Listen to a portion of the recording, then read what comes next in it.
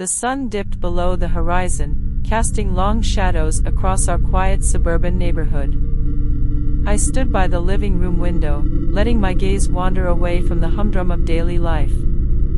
My thoughts drifted to the past and the fast-paced city life I had recently escaped. Now, I found myself in a cozy house, nestled among others with neat lawns and charming facades, where nothing ever seemed out of place.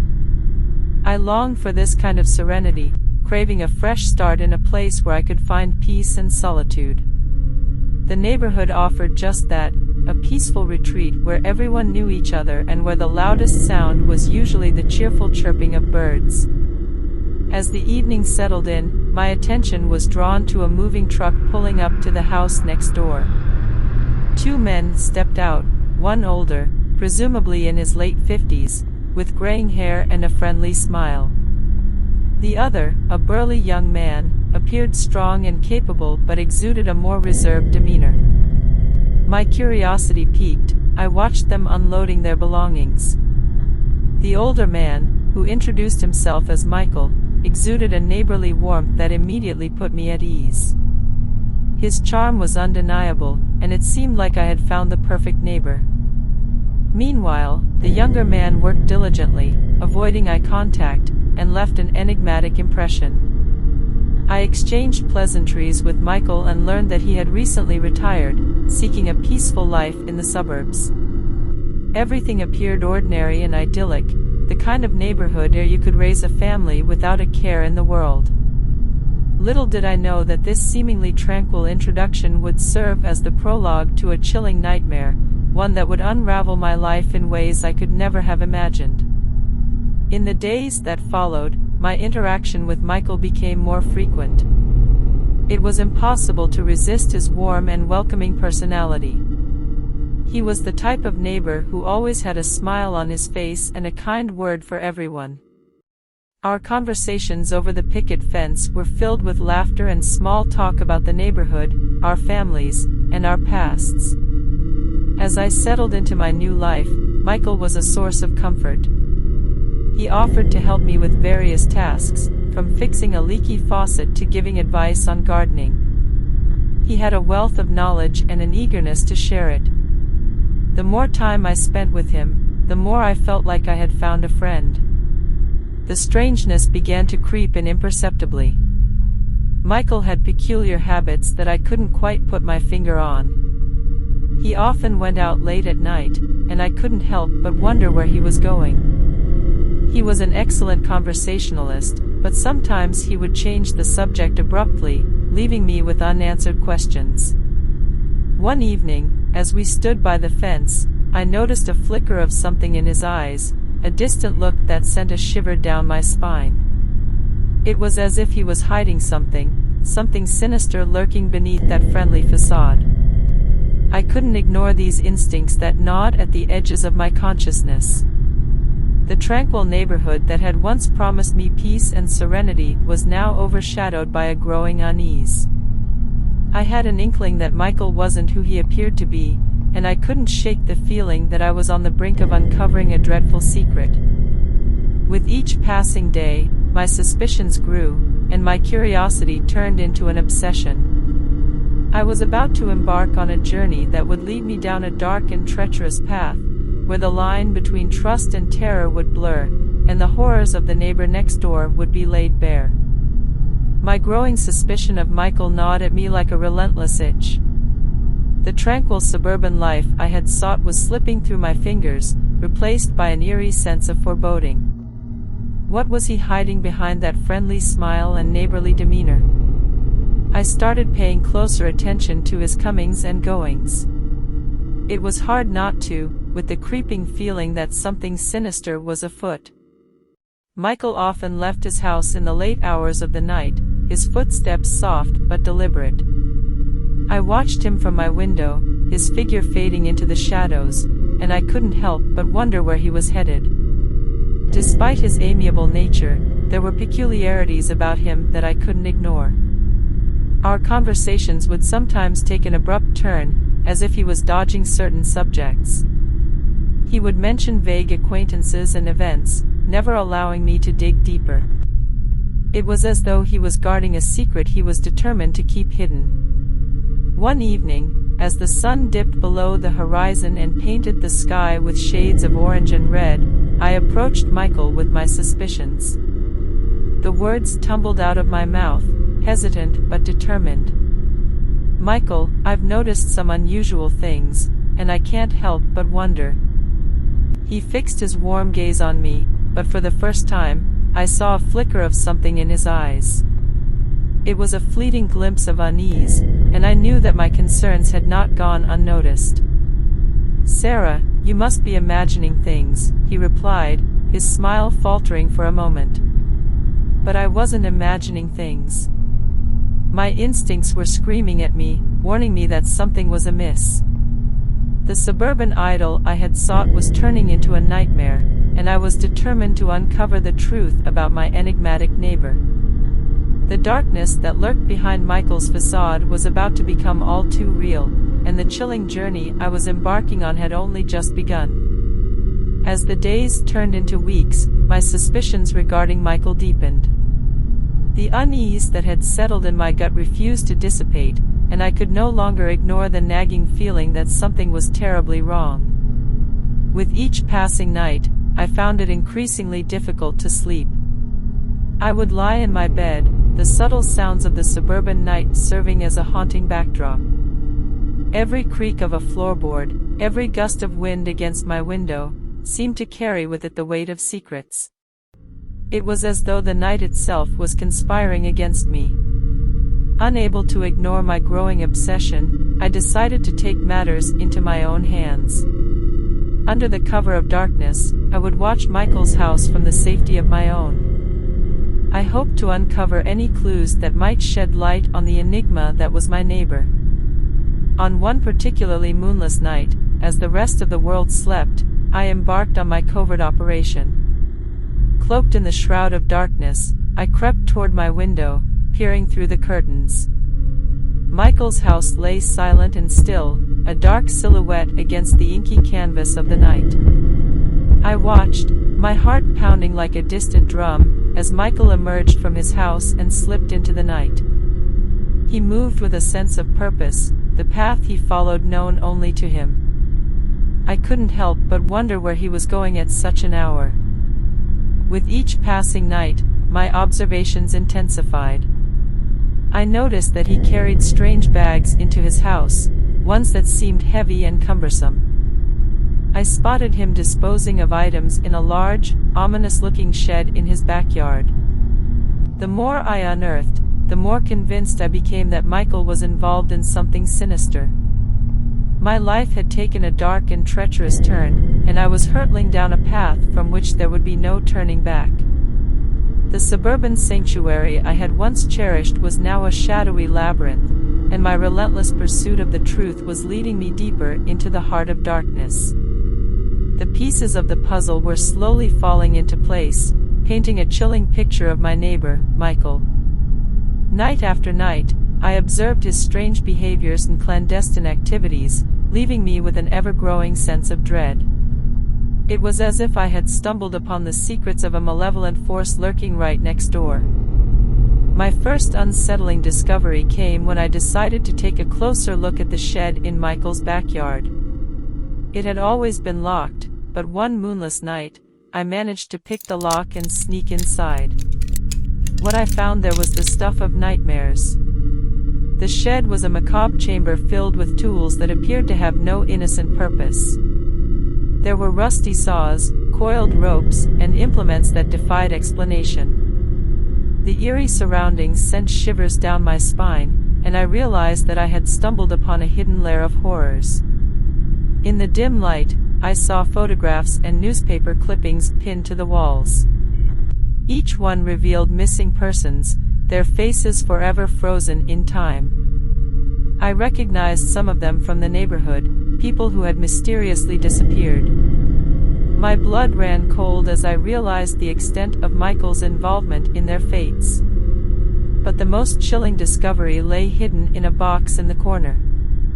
It contained items that sent a jolt of terror through my body, personal belongings of those who had vanished. There were locks of hair, pieces of clothing, and even diaries with desperate entries chronicling their final moments. It was a grotesque collection of souvenirs from the lives he had taken. My world had unraveled, and I was faced with a horrifying truth. Michael was not just a neighbor, he was a serial killer, a monster hiding in plain sight. The suburban paradise I had sought was now a nightmare, and I was perilously entangled in the web of darkness that he had woven. The time had come to confront the horror next door and put an end to his reign of terror before it consumed me too. The weight of the disturbing discoveries in Michael's shed bore down on me, and the terror it invoked seemed almost insurmountable. I knew the truth, but confronting my neighbor, a man I had once thought of as a friend, was a daunting and dangerous prospect. As I mulled over my next steps, it became evident that Michael was not oblivious to my prying eyes. The subtle shift in his behavior was palpable, a creeping realization that he was aware of my growing suspicions. He began to taunt me in subtle, sinister ways, as if toying with my fear. My nights became an exhausting game of cat and mouse. I'd see him outside, his gaze lingering on me, his lips curling into a chilling smile. The knowledge that he knew I was onto him only fueled my determination. I had to gather enough evidence to bring him to justice, to protect not only myself but the entire neighborhood from his malevolent reign. With trembling hands and a racing heart, I decided to make a phone call that could change everything. The police were the only ones who could help me now. I reported my horrifying discoveries, from the gruesome items in the shed to the photographs and journals that painted a nightmarish picture of Michael's sinister deeds. As I spoke to the dispatcher, I knew the wheels of justice were finally turning in my favor. The police would investigate, and Michael's reign of terror would come to an end. But I also understood that my decision had made me the focus of Michael's attention, and the impending confrontation would be perilous. The moment I made that fateful call to the police marked the turning point in my harrowing ordeal. With their arrival imminent, I couldn't shake the feeling that I was teetering on the precipice of a nightmarish confrontation. I kept a vigilant eye on Michael's house, watching as he grew increasingly agitated. His facade of friendliness had shattered, replaced by an unsettling desperation. I knew that he was aware of the impending investigation and that he would stop at nothing to protect his macabre secrets. As the police cars rolled into the quiet suburban neighborhood, I met them with a sense of both relief and trepidation. I led them to Michael's house, where they wasted no time in conducting a thorough search. The discovery of the horrors hidden in his shed was met with shock and disgust, and I could see the grim determination in the eyes of the officers as they processed the gruesome evidence. But Michael was nowhere to be found. He had vanished, leaving behind an empty house that bore witness to the malevolence he had inflicted upon so many innocent lives. It became clear that the game of cat and mouse is on, and Michael was not about to be captured without a fight. As the police launched a manhunt for my neighbor, I couldn't help but feel the weight of impending danger. The horrors of the neighbor next door were far from over, and I had unknowingly thrust myself into the epicenter of his malevolent world. I had made a choice, one that had forever altered the course of my life, and I was about to face the darkest and most perilous chapter of my nightmare. In the days that followed Michael's sudden disappearance, our quiet suburban neighborhood transformed into a cauldron of fear and anxiety. The police intensified their search, and every corner of the town became a potential hiding place for the enigmatic neighbor who had been harboring unspeakable horrors. The evidence discovered in Michael's shed became the centerpiece of an ongoing investigation, sending shockwaves through the community. The grim truth was impossible to deny, and it tore away the veil of normalcy that had once defined our lives. Each passing day revealed new horrors, more victims, and the extent of Michael's malevolence. As the police meticulously pieced together the grim mosaic of his crimes, they unearthed the horrifying details of his reign of terror. He had been abducting and systematically disposing of his victims, leaving behind a trail of broken lives and shattered families. The pain and suffering he had inflicted were immeasurable, and the nightmare he had cast upon our neighborhood was indelible. The entire region was on high alert, as we waited for the possible confrontation with the man who had once been our neighbor and friend. It was a tense and unnerving time, with the shadow of uncertainty looming over us all. Michael's elusiveness only added to the mounting fear. The horrors of the neighbor next door had cast a dark cloud over our lives. The community remained vigilant, united by the need to bring this monster to justice. The horrors that had been hidden behind closed doors were now exposed for all to see, and the darkness that had plagued our neighborhood would finally be brought into the light. We knew that the scars of his reign of terror would linger long after his capture, forever haunting our once peaceful suburban enclave. It was on a moonless night, the air heavy with unease. I was home, awaiting updates on the ongoing search, when the ominous creak of my front door shattered the silence. Panic surged through me as I realized that Michael had entered my house, leaving no doubt that he knew of my involvement in his impending capture. The house became a labyrinth of shadows, as I navigated its familiar hallways, trying to outmaneuver the darkness that had become an embodiment of my fear. The confrontation with the maniac was now a nightmarish reality, and I found myself at the center of it. The chase began in earnest as I fled from room to room, Michael's menacing presence always a step behind. He moved with a relentless determination, his footsteps echoing through the house like a harbinger of doom. I knew that my only chance was to reach the safety of the outside world, where the police were closing in. The chase culminated in a tense standoff at the back door. Michael, his eyes devoid of humanity, cornered me, and it was here that the fight for survival began. In the midst of the struggle, I managed to break free and make a run for it, my heart pounding in my chest. Outside, the cacophony of police sirens grew closer, and the neighborhood came alive with the flashing lights of emergency vehicles. I sprinted across the lawn, Michael hot on my heels. The desperation of the moment was palpable, and my instincts kicked into overdrive as I sought refuge in the nearby woods.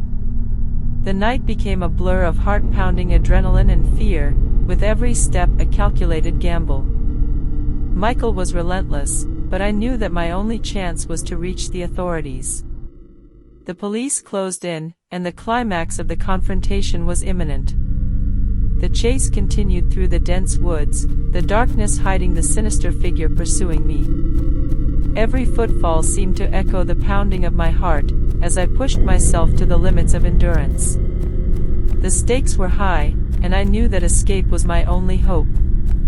The police sirens grew louder, signaling their proximity, but Michael remained undeterred. His relentless pursuit was a nightmare I couldn't shake.